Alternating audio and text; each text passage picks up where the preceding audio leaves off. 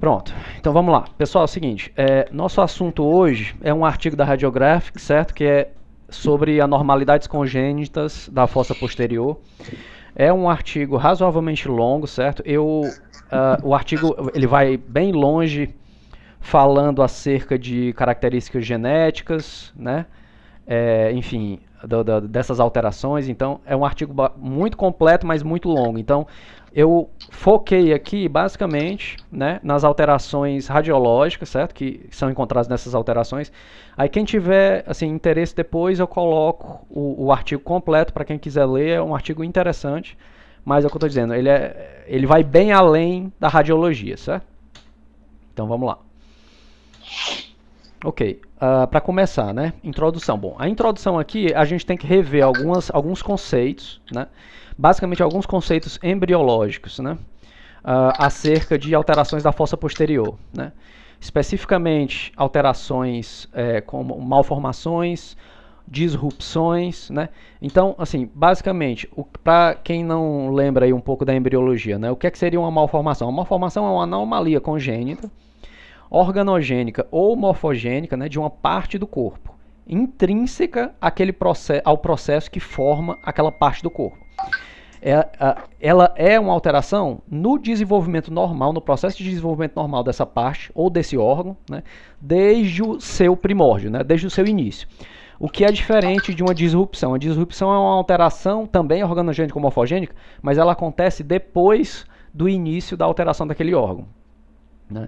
Então, assim, basicamente, as alterações, as malformações e as disrupções, né? As malformações especificamente, elas podem ser autossômicas, alossômicas ou mitocondriais. Né?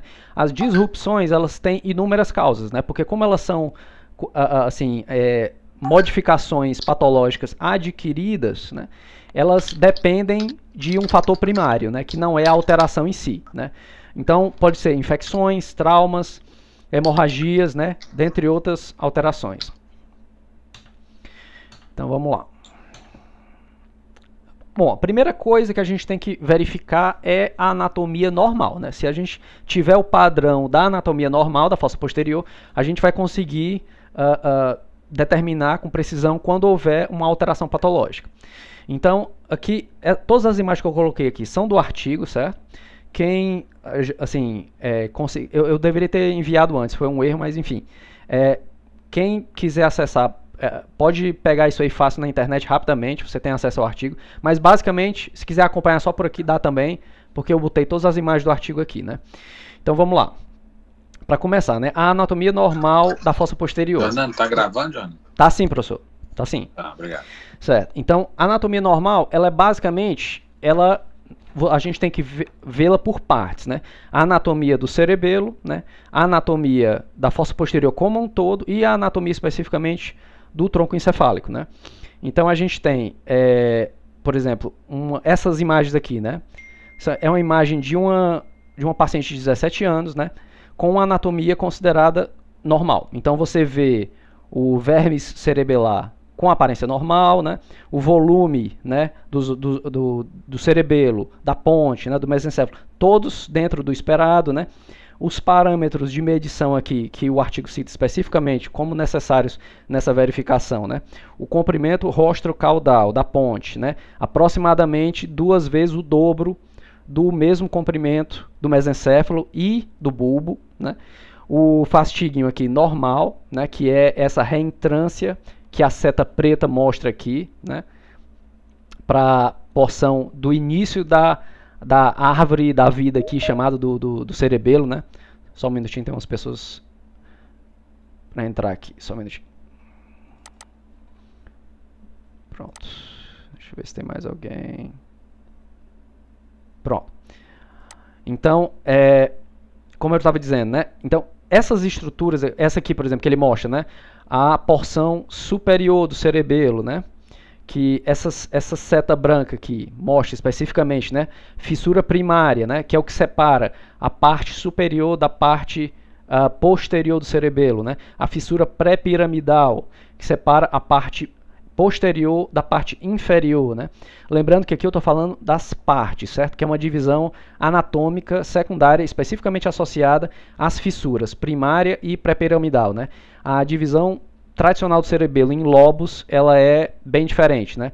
Você tem a parte superior é a mesma do lobo anterior, né? Agora já o lóbulo posterior ele é bem maior, e o último lóbulo aqui, né, que equivale ao lóbulo décimo, né, que seria o flóculo nodular aqui. Então, a gente vai usar aqui no artigo, especificamente, a separação por partes, ou tomos, ou porções, né? Porção superior, porção posterior, porção inferior, porque ela é mais útil na avaliação patológica das alterações. Aqui nessa segunda imagem ele mostra as chamadas folhas, né, do cerebelo, que são, na verdade, os giros, né, os giros cerebelares, né, que especificamente no cerebelo são chamados de folhas, né, e eles têm esse aspecto, né, paralelo à calvária aqui, né. Nessa última imagem, na imagem coronal, né, nós se vê aqui as fissuras cerebelares, né, direcionadas também centralmente, o vermes bem determinado aqui no centro, né, e os hemisférios cerebelares aqui. Muito bem, essa é a anatomia normal, né? Vocês veem aqui a ponte aqui também, né? A ponte, aproximadamente o dobro da porção do comprimento rostro-caudal, né? do mesencéfalo e do bulbo, né? Isso é a normalidade. O fastígium levemente, né? Com a altura levemente abaixo, né? do ponto médio, né, do comprimento rostro-caudal da ponte. Essa é a anatomia normal que a gente vai ver bem alterada nas alterações. Agora, vamos lá, começar as anormalidades, que a gente tem bastante terreno aqui. Então, a gente tem duas coisas, malformações, disrupções, né? Malformações com componente mendeliano, genético, né, ou de má formação embriológica inicial, né? E as disrupções, alterações primárias que causam, como causa secundária, alteração organogênica ou morfogênica. Então, as malformações, a gente vai usar uma classificação aqui, né, que o artigo cita como a melhor classificação para esse tipo de avaliação, que é a classificação de Doherty et al., né, que ela classifica as alterações, as malformações, em cerebelares, tronco predominantes e mesencefálicas. Então, as disrupções, né, elas já são mais gerais, né, mais anatômicas, especificamente, que é basicamente a agenesia cerebelar, a hipoplasia global cerebelar, a hipoplasia unilateral, a fenda cerebelar, o desaparecimento cerebelar e a injúria pós-prematuridade. Então, vamos lá. Começar com as malformações, né, as malformações cerebelares, inicialmente, né. Então, nós temos aqui duas imagens comparadas, né. Então, o que a gente vê nessas imagens aqui, né? Eu vou citar, né, para a coisa não ficar muito chata, né? Para não ficar muito, assim, descrição de achados apenas. Vamos ilustrar com a imagem que fica mais agradável. Então, aqui a gente tem esses dois pacientes, né? O paciente da esquerda, né? O que a gente vê nesse paciente da esquerda? A gente vê um vermes bem hipoplásico, principalmente as porções inferiores e uma parte da porção posterior bastante afetada. Você vê que o vermes está meio rodado, né? Você vê a fissura primária, ela está basicamente aqui, então você percebe que tem uma certa rotação superior, né? Esse ângulo aqui, pessoal, vocês estão vendo aqui, ó, seguindo pelo o tegumento, né, da ponte, né, com a porção mais ventral do vermes, né? Isso aqui é chamado ângulo tegumento vermiano, que é um parâmetro muito importante nesse tipo de avaliação, quando se percebe essa elevação e rotação do vermes, porque ele ajuda em várias alterações císticas, né, da fossa posterior. Curiosamente, no artigo ele não cita, né? Mas enfim, é um achado que, a meu ver, é interessante citar, né? E as variações dele, essa angulação aqui, né, nessa região, ela é importante nessa avaliação, porque ela permite você, pelo menos, ter uma ideia de o que é mais provável aqui. Claro que junto com outros achados. Então, a gente tem aqui o volume do quarto ventrículo aumentado, como a gente vê claramente aqui, né, que é o que esse asterisco está mostrando, né. A seta branca, né, é aquilo que a gente já havia visto, o vermes hipoplásico, né, rotado para cima, né. A gente vê aqui a cabeça de seta, né, você vê uma alteração supratentorial, né? Uma hidrocefalia aqui, né? Supratentorial. Então, todos esses achados, pessoal, eles são característicos de uma doença específica que a gente vai ver, né? Então, quais são as características centrais dessa alteração? Hipoplasia vermiana, a gente vê aqui, dilatação cística do quarto ventrículo. Essas são alterações fundamentais, né, para a caracterização dessa alteração. Aqui, nesse outro caso, né, comparativamente, a gente tem o vermes já normal, você vê que não tem hipoplasia do vermes aqui, né? Você vê ainda um aumento volumétrico do quarto ventrículo, né? Você vê que existe uma comunicação entre o quarto ventrículo, né, que é o que essa seta branca está mostrando aqui, né? Tem uma comunicação entre o quarto ventrículo, né, e essa alteração cística aqui infracerebelar, né? Então, o que é que você vê nesse tipo de alteração aqui? O vermes normal, já diferenciando dessa da esquerda, né, que o vermes está hipoplásico, e você vê alterações císticas ou seja, atrás do cerebelo, ou infracerebelares, né, abaixo, né? E você vê um deslocamento aqui, né, do plexo coroide, né? Tem esse deslocamento do plexo coroide, que o plexo coroide aqui, você tem a tela coroide aqui, vindo por aqui, né, e ele sofre um deslocamento. Então, o que são essas alterações, né? À esquerda a gente tem uma alteração de Dandy-Walker, uma malformação clássica de Dandy-Walker, né? Como eu disse, caracterizada especificamente por hipoplasia vermiana e dilatação cística do quarto ventrículo. À direita, a gente tem um cisto da bolsa de Blake, né, que é especificamente, né, esse balonamento, né, do velum cerebelar inferior, que é essa estrutura aqui, né, que ela vem até aqui embaixo. Ele balona aqui porque não houve a fenestração necessária para a formação, por exemplo, do canal de imagem dia aqui, né? Então, como resultado, forma essa imagem cística aqui. Geralmente, você não consegue ver as paredes do cisto, né, porque eles são muito finos, né? Nem na ressonância você consegue geralmente ver. Então, basicamente, essas são as alterações que vocês vão ver, e vocês vão ter que diferenciar basicamente essas duas. Vocês veem aqui na bolsa de Blake também há especificamente uma alteração supratentorial, né, uma hidrocefalia supratentorial, que também não é incomum se vê no cisto da bolsa de Blake aqui no caso, refluxo de líquor, né? Há esse acúmulo aqui e acaba refluindo para a porção supratentorial. Continuando, mais malformações cerebelares, agora essas duas aqui, né?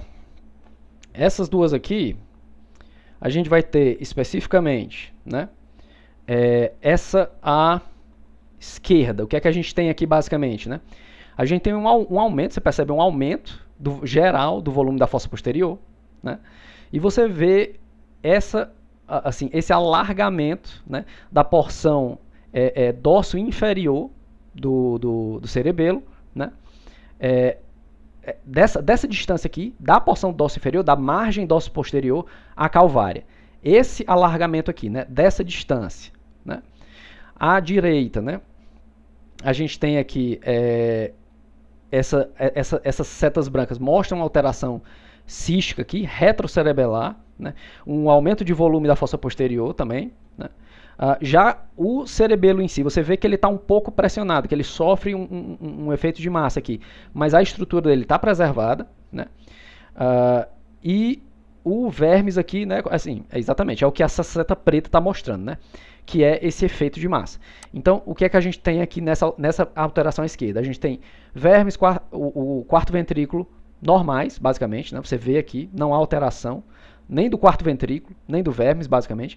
Não há hidrocefalia, porção, assim, a área, né, a região, a topografia supratentorial normal, né. Você vê que há uma variação, isso aqui, essa alteração aqui que eu vou já nomear, né, ela é considerada uma variação anatômica, certo? E a gente a caracteriza por essa distância rostocondral aqui do cerebelo, né, essa margem aqui inferior, né, posterior inferior, a distância dela calvária, né, se ela estiver acima de 10 milímetros, isso é um firme indicador dessa alteração. Já aqui à direita, né, a gente tem um cisto extraxial, né, isointenso ao LCR, né.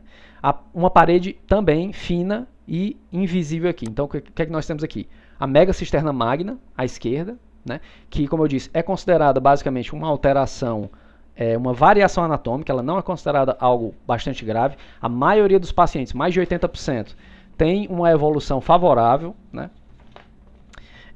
E à direita aqui, nós temos um cisto aracnoide, né, que é essa formação cística retro ou infracerebelar.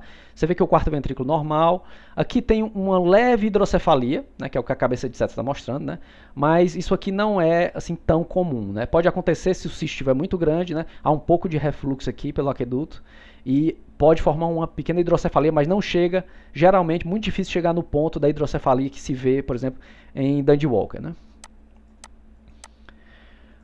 Continuando aqui, malformações cerebelares, nós temos essa outra alteração aqui, né, que é uma alteração já caracterizada por um vermes inferior hipoplásico, né. Você vê, é o que a seta está especificamente apontando aí, né, e você vê um aumento volumétrico do quarto ventrículo, né, mas esse aumento é considerado, de acordo com o artigo, ele é considerado um aumento aparente, né. Você vê uma alteração também aqui do ângulo tegmento vermiano, né? E eu estou falando muito desse ângulo tegmento vermiano, só para ter um pouco de contexto aqui. O artigo especificamente não fala sobre ele, mas eu acho importante citar porque, assim, eu vi que é um parâmetro que ele dá uma boa indicativa. Basicamente, pessoal, se esse ângulo aqui, o normal dele seria abaixo de 18 graus, certo? Seria abaixo de 18 graus. Se você tiver esse ângulo, a megacisterna magna que a gente viu, ela pode estar no nível normal, como a gente viu mesmo, né, que não tem uma alteração muito grande desse ângulo. Já o cisto de Blake, né, ele pode estar entre 18 e 45 graus, né. Essa alteração aqui especificamente que a gente está vendo, que é a hipoplasia vermiana inferior, né, que é um baixo crescimento, né, da porção inferior do vermes, é uma hipoplasia da porção inferior do vermes, né. Aqui também pode estar entre 18 e 45 graus esse ângulo aqui, tegmento vermiano. E se for Dandy Walker, ele é o máximo, né? Porque como a rotação superior do cerebelo, né, do vermes, né, esse ângulo pode ultrapassar 45 graus. E se a gente voltar aqui temporariamente para o Dandy Walker, vocês veem exatamente isso. Olha como o ângulo aqui é bem maior do que nos demais exemplos, né? Então, realmente, o Dandy Walker é o que tem o ângulo tegmento vermiano mais elevado, né, acima de 45 graus. Então, aqui caracteriza a hipoplasia vermiana inferior, né, que ela é basicamente, né, o vermes inferior hipoplásico, né. O diagnóstico tem que ser feito somente após 18 semanas. Por quê? Porque até 18 semanas, a porção inferior do verme está sendo formada pelo processo embriogênico normal. Então, se você viu o vermes inferior hipoplásico antes de 18 semanas, né, por exemplo, numa avaliação ultrassonográfica é mais difícil, né, mas na ressonância isso pode ser visto melhor. Você não pode caracterizar ainda, né, como patologia, porque pode ser só uma fase assim, precursora de desenvolvimento, né. Lembrando aqui que a ressonância é o método de escolha. O ultrassom pode ser usado, mas ele é considerado de baixa sensibilidade e especificidade para esse tipo de alteração. Então não é recomendado para diagnóstico aqui, né? Talvez para confirmação. Mais uma alteração aqui, né? Aqui a gente já tem o quê? Aqui a gente já tem uma coisa mais complexa aqui, uma alteração que você vê que tem vários níveis aqui, né? Você vê o asterisco aqui, o quarto ventrículo, certo? Então, o que é que você vai ter aqui? Você tem uma hipoplasia vermiana, uma hipoplasia pontina. Você vê que aquela distância rostrocondral da ponte, né, ela não cumpre mais a necessidade anatômica de ser o dobro da distância mesencefálica e bulbar, né. Você vê uma certa desorganização aqui também, né. Você vê, no caso aqui, gânglios da base, nessa outra imagem aqui, nessa imagem axial, gânglios da base dismórficos, uma assimetria de pedúnculos, né, e hemisférios cerebelares podem ocorrer. Isso aqui se caracteriza por uma desordem migracional. Uma desordem migracional, pessoal, é quando as células que formam, durante a embriogênese, que formam o cerebelo, a ponte, né, o tronco, de forma geral, elas migram e se organizam de forma errada, né. né? Aqui, no caso, essa imagem aqui é de uma garotinha de 22 meses de idade, né, de nascimento, com uma mutação de um grupo gênico geralmente associado a essa desordem migracional, chamado grupo gênico TUBA1A, né? E ela também, essa paciente apresentava um atraso de desenvolvimento. E você vê o que nessa imagem sagital aqui? Você vê hipoplasia vermiana, né, que são as setas mostrando aqui. Você vê aquela distância que eu já disse aqui, a distância normal não cumprida aqui, né? A ponte muito inferior à distância que deveria da porção tegumentar aqui, né? Bem inferior ao que deveria ser, né? Você vê o dorso, né, da ponte não plano, ele está meio com a cunha aqui, né? Isso aqui também é uma alteração displásica. Aqui a alteração da ponte deveria ser uma reta. Aqui, né, a ponte na sua porção dorsal tem que ser retificada, aliás, todo o tronco, né, tem que ser bem retificado aqui. Então, você tem várias dessas alterações displásicas, né, que caracterizam essa desordem migracional. Aqui, claro, esse diagnóstico não é só imagem, porque isso aqui poderia ser muito bem, por exemplo, uma displasia cerebelar também, né? Então, aqui o diagnóstico passa por avaliações genéticas, enfim, é bem mais complexo. E é o que o asterisco está só mostrando isso, nessa cunha aqui, né, na ponte. Aí, na imagem axial, você vê as cabeças do caudado aqui dismórficas, né? Você vê uma perda da interface dessas estruturas, né, com a cápsula interna, que é o que essa seta está mostrando aqui, essa perda de diferenciação de contraste. Tem uma ventriculomegalia aqui bilateral, né? Enfim, é uma alteração bem mais rara. Aliás, em relação à frequência, né, é bom citar, pessoal. A alteração de Dandy-Walker, ela já é rara, só que de todas essas que a gente está citando, ela é disparada a mais comum, a mais frequente, certo? Outra alteração cerebelar aqui, né? Essa aqui ela tem um achado mais interessante. Todas as setas estão mostrando aqui, especificamente, essa imagem coronal, o que é que a gente vê aqui, né? A gente vê uma continuidade, né, dos hemisférios, né, que são as setas aqui, né, com orientação anormal das folhas. As folhas são, como eu disse, vocês lembram, os giros cerebelares, né? E você vê essa organização das folhas aqui está completamente anormal, né? Completamente anormal. Elas deveriam estar aproximadamente, né, em paralelismo à calvária. Vocês veem que elas estão como que rumando radiais, né, a essa continuidade aqui dos hemisférios. Você não vê aquela divisão central, né, que seria o que? A presença do vermes, né? Ou seja, você vê na outra imagem aqui, na imagem axial também, a continuidade dos hemisférios, né, que é a cabeça de seta, no caso dos pedúnculos aqui, né? Cabeça de seta mostrando aqui a unidade dos pedúnculos, e dos núcleos denteados, que são as setas aqui. Você vê que não tem a divisão central, né, do vermes, né? Então você vê, não existe vermes, né? Essa é a principal caracterização dessa condição, né? Não há vermes, né? E você vê a fusão dos hemisférios, né? Dos pedúnculos, né, superiores, né? E dos núcleos denteados. Você vê o sinal da ferradura, que é esse sinal aqui, ao longo da linha média, né? Você vê aqui, dá a aparência de uma ferradura, né? Isso aqui, pessoal, é a rómbuloencefalosinapse, que é outra alteração que a caracterização essencial dela é a ausência do vermes. Então, a Dandy-Walker, né, algumas outras que a gente viu aqui, é um vermes na porção inferior ou uma pasta posterior hipoplásica. Essa aqui, especificamente, praticamente a ausência quase que 100% do vermes, né? Vamos lá. Essa outra aqui, né? O que é que a gente tem aqui, né? A gente tem vocês veem aqui, nessa imagem, que eu tirar aqui só para... Nessa imagem à esquerda, na imagem sagital aqui, né, você vê uma... só um minutinho, então. Pessoa querendo entrar aqui. Pronto. Vocês veem o cerebelo bem aumentado, né? Aqui já há uma hiperplasia cerebelar, né? É o que a seta está apontando aqui especificamente. A ponte, ela está reduzida, né? Você vê uma redução do comprimento rostocondral da ponte. Isso aqui é essencial. Quando eu citei isso lá na parte da anatomia, né? Assim, talvez quando você começa a ler o artigo, você acha que isso é só um preciosismo anatômico. Não é, certo? Essas distâncias aparecem alteradas em muitas alterações aqui, como vocês estão vendo. Isso é algo importante. O mesencéfalo, ele está alongado, Você vê um alongamento do mesencéfalo, né? E ele está espessado também aqui, né? Você vê uma certa distanciamento aqui, uma alteração esquisita aqui também do tecto do mesencefálico aqui. Então, aqui, essa alteração, pessoal, ela é caracterizada do quê? Hiperplasia cerebelar, né?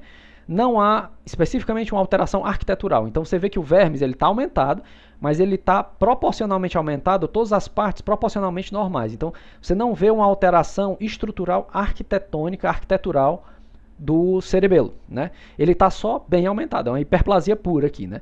Os volumes dos hemisférios são maiores que do vermes, bem maiores, né? E eles geralmente são maiores, né? Mas nesse caso aqui, esse maior tamanho é bem superior ao esperado pela normalidade. Isso aqui é chamado apropriadamente macrocerebelo, né? É exatamente o cerebelo hiperplasiado, né? Continuando. Aqui, essa alteração aqui é, digamos, a alteração que é aquela história. É o diagnóstico de exclusão aqui, né? Então, o que é que acontece?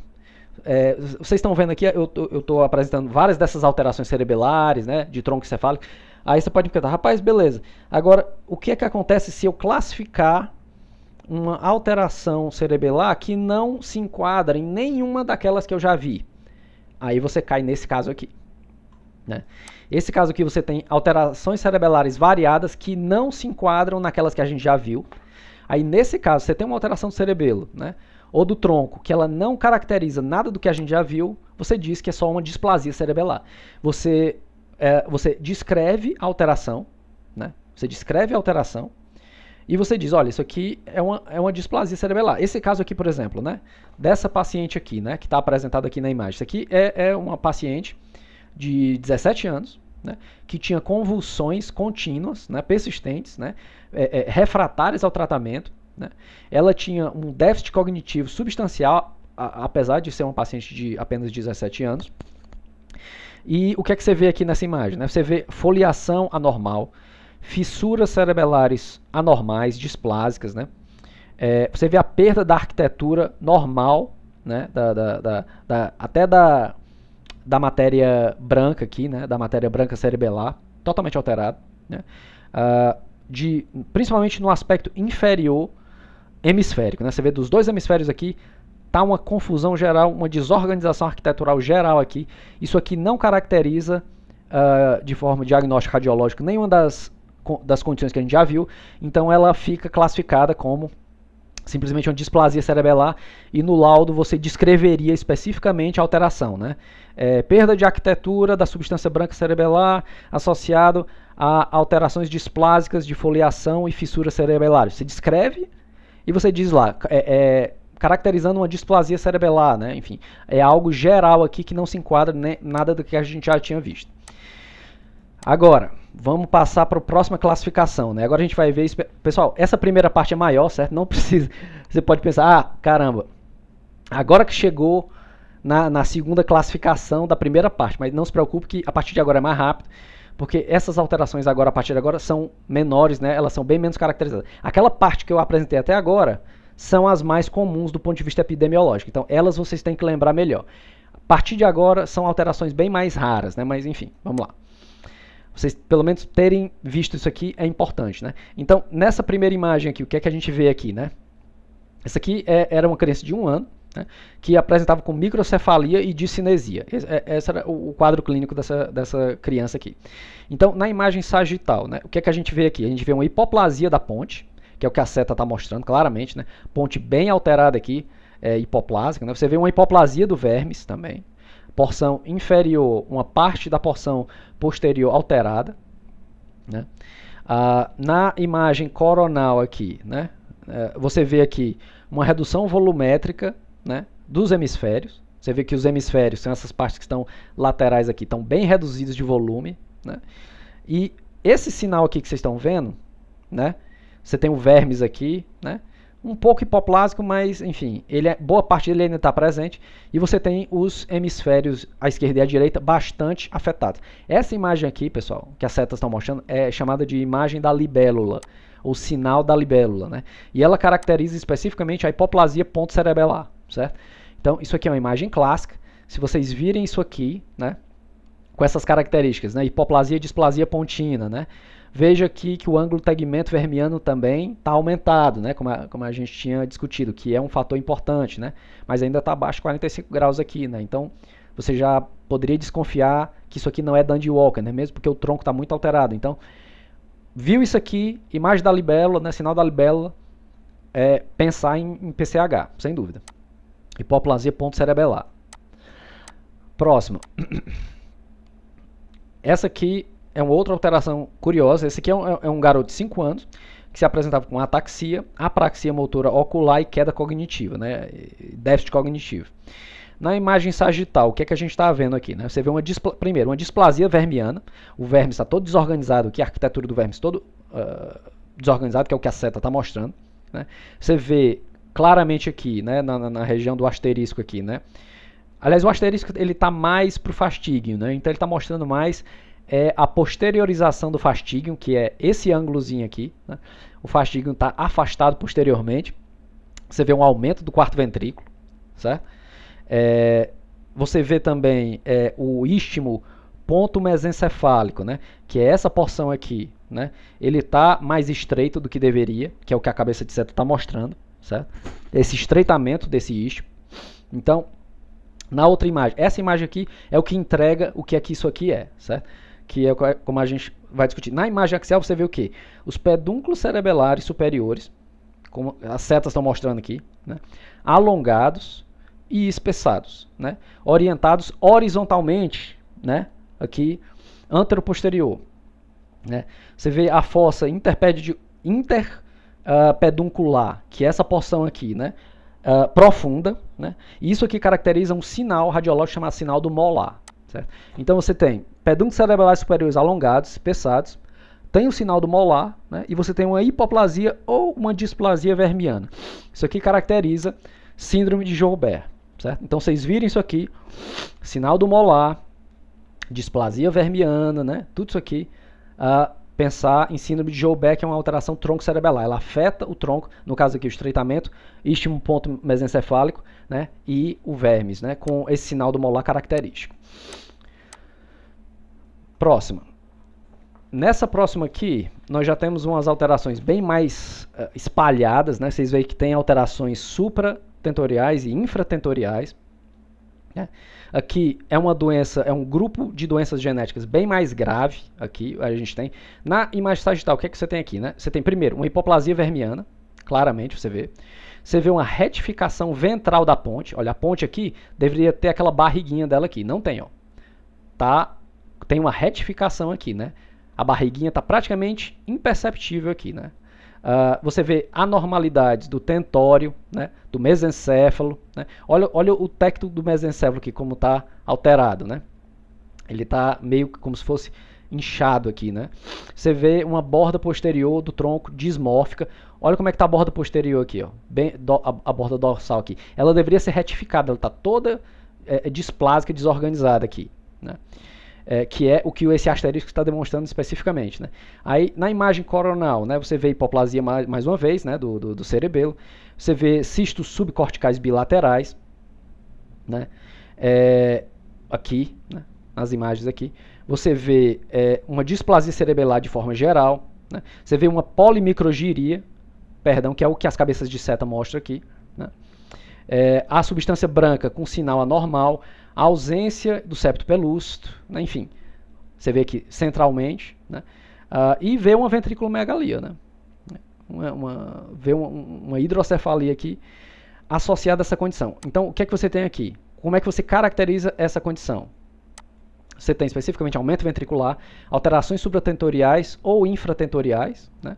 Isso aqui caracteriza alfa-distroglicanopatias, né, que é um grupo de alterações. Né, é um grupo de alterações que eles têm uma apresentação muito variada, mas o que une esse grupo de alterações é aumento ventricular e alterações supra- e infratentoriais. Né. Então vocês viram muitas alterações, né, dismórficas, displásicas, né, tronco-cerebelares, né, infra- e supratentoriais, aí vocês já podem pensar nesse grupo de alterações.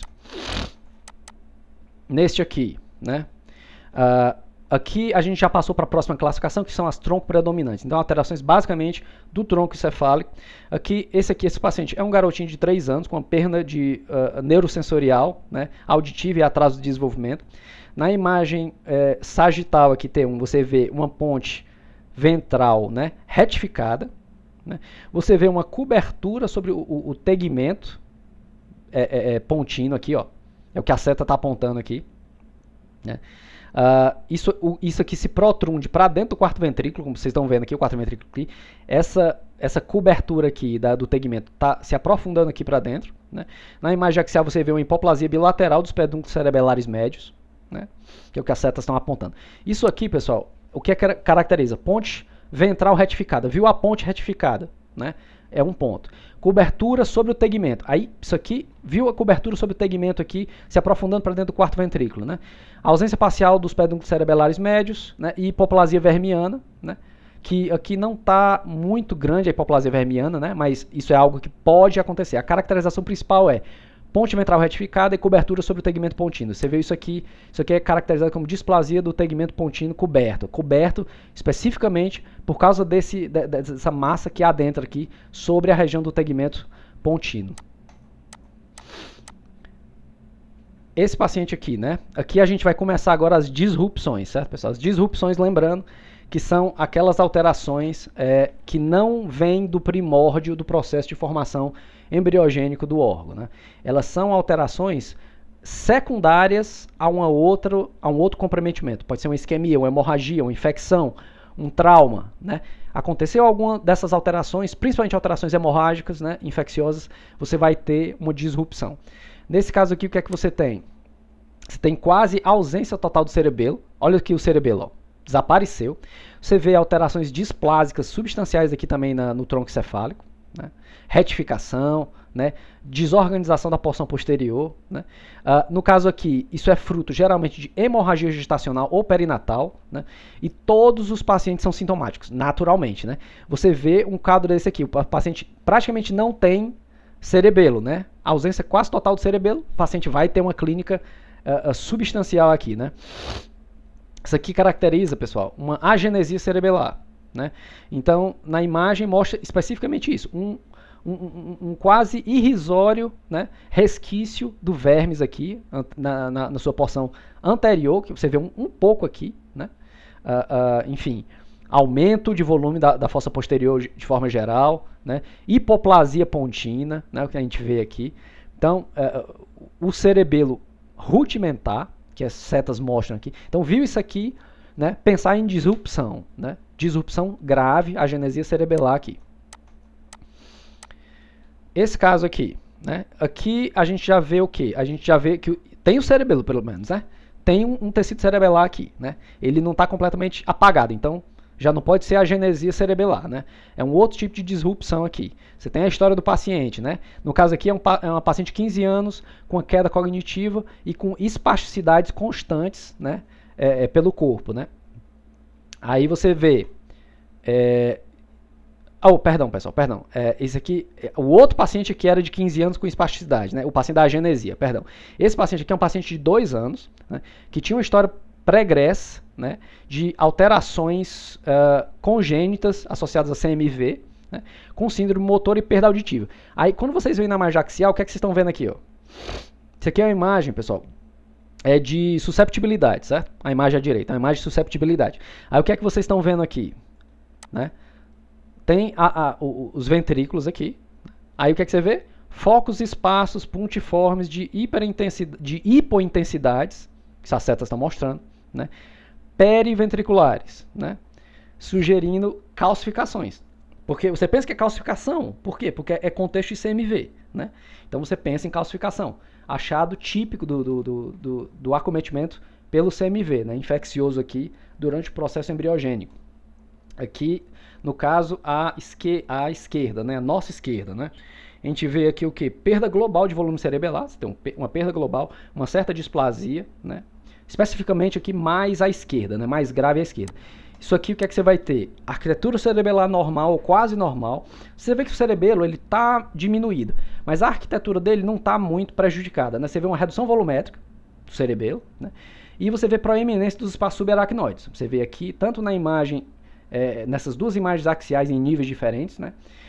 Especificamente no caso da fossa posterior, nessa imagem à esquerda, né? Você vê essa proeminência subaracnoides, envolvimento supratentorial, como aqui no caso à direita, que a gente vê, né? Sugere infecção pré-natal. No caso aqui, especificamente, o CMV. Você viu essas alterações aqui, né? Em susceptibilidade de pensar em CMV. Aqui no caso, a gente caracteriza uma hipoplasia global cerebelar, né? Mais uma, essa aqui, né?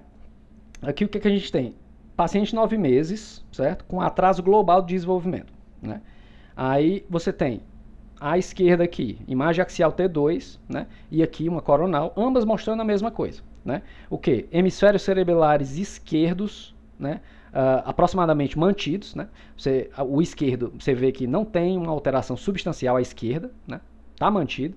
Agora, à direita, cadê? Não existe, né? Ou seja, quase ausência completa do hemisfério cerebelar direito, né? Que é o que a seta está apontando aqui, né? Ou seja, tem um resquíciozinho apenas aqui do esquerdo. Isso aqui, pessoal, ou seja, fossa posterior normal. Você vê que a fossa posterior está basicamente normal. O volume não está muito elevado. Você vê uma perda volumétrica hemisférica, de um lado ou de outro, né? E uma leve alteração do vermes. Aqui tem uma alteração um pouco maior do vermes, né? Mas geralmente a alteração do vermes nessa condição não é muito grande. Você vê você tem evidência de sangramentos, né? Que pode aparecer no SWI, você pode ter essa evidência de sangramento. E você, se tiver achado supratentorial, você já pode pensar em disrupção, né? Então, nesse caso aqui, você tem uma hipoplasia unilateral, né? Exatamente porque você não vê um dos hemisférios, né? Ou um dos hemisférios está pouco desenvolvido. Aqui, né? Aqui já é uma alteração mais específica. Você vê que o hemisfério esquerdo está afetado, né? Especificamente aqui é um paciente de 4 anos, com moderado atraso de desenvolvimento, essa era a clínica dele, né? Aí você vê na imagem axial, você vê uma redução volumétrica do hemisfério esquerdo, cerebelar. Você vê essa fenda, que é o que está sendo mostrado, uma fenda linear, indo da superfície do hemisfério esquerdo ao quarto ventrículo, né? Nessa direção, que é o que a seta está mostrando melhor aqui, né? Nessa imagem à direita, né? Você tem o que mais? Aqui à esquerda, o que é que você vê? Alterações de foliação, de fissuras, arborização cerebelar alterada, né? Todas as anormalidades ao redor dessa fenda. A fenda é como se fosse o epicentro aqui. E as alterações são ao redor dessa fenda. A gente tem o que mais aqui, né? Basicamente isso, né? Você vê o vermes razoavelmente mantido, né? Hemisfério razoavelmente mantido o vermes, hemisfério direito também intocado, né? Então você tem o quê? Uma fenda que se estende da superfície cerebelar até o quarto ventrículo, uma desorganização das folhas cerebelares próximas, né, à fenda, e uma arborização cerebelar dismórfica, próximo da fenda. É tudo ao redor da fenda aqui. Então isso aqui, apropriadamente, é chamado de fenda cerebelar, né? Vê essa imagem aqui de comunicação, você já pensa nisso. Ok, próximo caso. Aqui você olha, aí, ok, cadê o cerebelo, né? Fica procurando o cerebelo aqui. Que no caso é um paciente de 5 meses, né? E após a cirurgia, foi feita uma cirurgia, né? Nesse caso, por um caso de mielomeningocele, congênita também. E após foi detectado, o paciente começou a apresentar algumas alterações neurológicas, foi reavaliado e se percebeu o quê? Queda do volume da fossa posterior, né? Retificação, olha, aqui a seta mostrando, retificação da ponte ventral, seta branca mostrando aqui, retificação. Perdeu-se aquele abaulamento fisiológico da ponte, né? Alteração importante, que aparece muito. Resquício do tecido cerebelar herniano para dentro do canal espinhal medular, né? Que é a seta branca aqui, um restinho do tecido cerebelar está se adentrando aqui ao canal medular, né? Tentando quase como que passar pelo óbex aqui para baixo, né? Você vê achados que poderiam sugerir Chiari 2, né? Incluindo o teto mesencefálico alterado, né? Que é a seta preta está mostrando aqui a alteração, quase que uma retificação também, né? Do tectum mesencefálico, né? Enfim. Na imagem coronal, sim, tem alguns outros detalhes aqui, alterações supratentoriais. Você vê aqui o asterisco, é especificamente uma massa intermédia, né? Que, assim, a massa intermédia que é aquela adesão intertalâmica, né? Ela está mais proeminente, está mais aumentada aqui. Você vê uma disgenesia do corpo caloso, que é o que as setas estão mostrando. Corpo caloso aqui bem hipodesenvolvido, né? Você vê também, aqui na imagem coronal, você vê uma queda substancial do volume dos hemisférios, né? Os hemisférios praticamente desapareceram, os hemisférios cerebelares, né? Com alguns resquícios, né? Que as setas estão mostrando aqui, esses resquícios do cerebelo aqui, né? Então você viu, essa condição aqui, ela é muito associada à mielomeningocele, certo? Então tem mielomeningocele e você viu uma imagem dessa, você tem que pensar, né? Hipoteticamente, isso aqui há uma hipótese que ainda não foi confirmada, uma conjectura de que isso aqui é causado por vazamento de líquor, certo? Durante o processo de desenvolvimento. Aí há como se fosse um efeito vácuo, ex-vácuo aqui, né? Há uma ausência da maior parte do tecido cerebelar. Isso aqui é naturalmente chamado de desaparecimento cerebelar, né? Você praticamente não vê o cerebelo, né? Vê só resquícios do tecido, né? Aqui a gente tem o quê? Aqui é um paciente de 3 anos, né? Nascido com 25 semanas e ele foi colocado um shunt, após um hidrocéfalo hemorrágico, certo? Essa era a história do paciente. Aí o que é que você vê na imagem, né? Você vê uma loucura total aqui. Você vê primeiro uma queda do volume da fossa posterior. Você vê uma queda do volume vermiano. Olha a cabeça de seta aqui, no vermes aqui. O vermes está praticamente desaparecido aqui. Você vê uma hipoplasia da ponte, né? Que a seta branca está mostrando. Vê uma retificação também, né? Uma displasia da porção posterior do tronco encefálico, né? Você vê uma queda volumétrica do corpo caloso, seta aqui preta mostrando, né? Na imagem coronal, você vê as mesmas coisas, queda volumétrica dos 2 ventrículos cerebelares, né? Uma aparência do cerebelo que ela é chamada de esquelética, né? Uma aparência esquelética do cerebelo, né? Você vê essas hipointensidades, né? nas folhas cerebelares, na esquerda principalmente, olha aqui, ó, tá vendo? Essas hipointensidades aqui, que isso aqui é sugestivo de deposição de hemosiderina, né? Então você vê esse tipo de coisa aqui, essa organização meio como se fosse um esqueleto de cerebelo aqui. O cerebelo não desenvolveu direito, tá só como se fosse um esqueleto dele aqui, né? No entanto, o vermes razoavelmente mantido, né? Assim, isso pode acontecer. Aqui ele está afetado, né? Aqui ele está afetado, mas não é incomum você ver um vermes normal, nesse caso, né? Vendo basicamente uma alteração hemisférica, né? Aqui você vê também alguns pontos você pode ver, né? Você vê aqui um pouco também, um pouco de encefalomalácia, né? Supratentorial, né? Que pode ser uma sequela de prematuridade. Então, nesse caso, você tem um momento específico para esse acometimento, entre 24 e 32 semanas. Quando você vê isso, você já pensa o quê? Prematuridade, né? Então, um acometimento entre 24 e 32 semanas, você já pensa em prematuridade. É o maior risco para esse tipo de injúria, né? Redução volumétrica cerebelar, hemisférios esqueletizados, lembrem disso, né? Esqueletizados. Vermes na maior parte preservado, mas pode estar afetado. Aqui a gente vê que ele está mais afetado, né? Você vê uma retificação pontina, mais uma vez, retificação pontina ventral, quarto ventrículo balonado, né? Aqui nem tanto, né? Mas isso é uma alteração que é comumente encontrada também. E pode haver depósito de hemosiderina, como a gente vê aqui. Nesse caso, a gente tem uma injúria cerebelar pós-prematuridade. Então, tem história de prematuridade, né? Tem esses achados aqui, você caracteriza como essa condição. Então, conclusão. Mais importante, diagnóstico dessas condições permite tratamento, certo? Tratamento ou pelo menos o aconselhamento, né? Então você viu esse tipo de condição, pelo menos isso você vai poder fazer. Isso também, você tem que favorecer o detalhamento anatômico dos achados, né? Para evitar terminologias antigas, por exemplo, aquela hipoplasia vermiana inferior que a gente viu, ela era muitas vezes chamada de Dandy-Walker variante, né? Variante de Dandy-Walker, Dandy-Walker mínimo, Dandy-Walker não conforme, enfim, havia várias nomenclaturas associando ao Dandy-Walker. Isso tem que ser abandonado, pessoal, certo? Isso é uma coisa que a literatura hoje coloca radicalmente.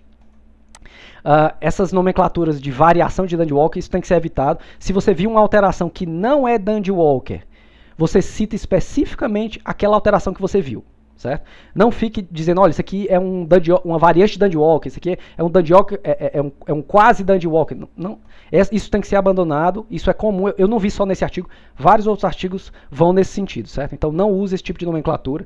A anatomia normal é essencial, como vocês viram aqui, eu fiquei só citando alterações anatômicas aqui, como é que está fora da normalidade ou não. Então é essencial saber a anatomia normal. E lembrar a distinção, principalmente porque são síndromes genéticas, a maioria, entre recorrência e transmissibilidade. Recorrência é quando pode se repetir numa nova criança, num novo filho, né? Transmissibilidade, no caso, disrupções não são transmissíveis, malformações são transmissíveis, basicamente isso. E é basicamente isso, certo? A referência, tá aqui o artigo, certo? E obrigado aí. Se alguém quiser fazer alguma pergunta, eu estou à disposição. Muito bom, Jordano, parabéns. Mais uma vez, uma excelente aula sua. Esse grupo aí desse artigo, do grupo lá do John Hopkins, que a gente teve o prazer de conhecer aí, o Dr. Gerry, Rusman, Poretti, Aiden Tex, foi minha chefe lá, John Hopkins, certo? Me recebeu lá. E maravilha.